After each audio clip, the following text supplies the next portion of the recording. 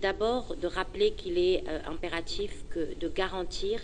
le droit à la liberté d'expression et de réunion pacifique conformément aux dispositions du droit international et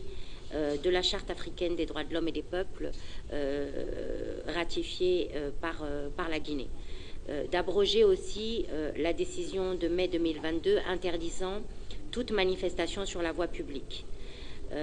D'amender aussi la loi relative au maintien de l'ordre qui interdit tout attroupement non armé qui pourrait troubler la tranquillité publique parce que cette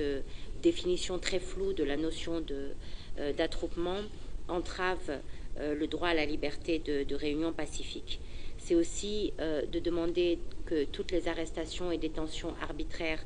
de personnes qui ont simplement voulu exercer leur droit à la liberté d'expression cessent. C'est de demander aussi que les opérations de maintien de l'ordre s'exercent conformément aux dispositions du droit international et aux lignes directrices de la Commission africaine des droits de l'homme, c'est-à-dire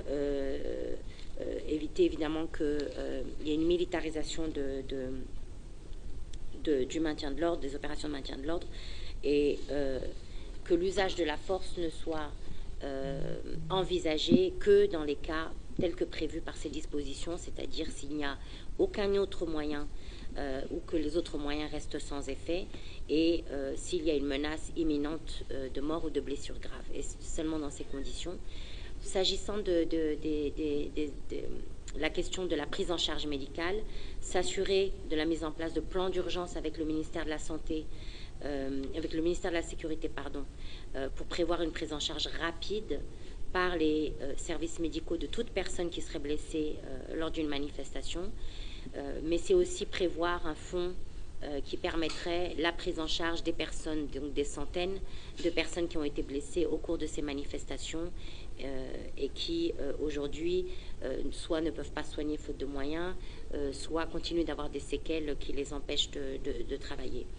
C'est aussi garantir que les médecins et le personnel médical puissent travailler dans un environnement sûr et à l'abri de toute forme d'intimidation ou de menace.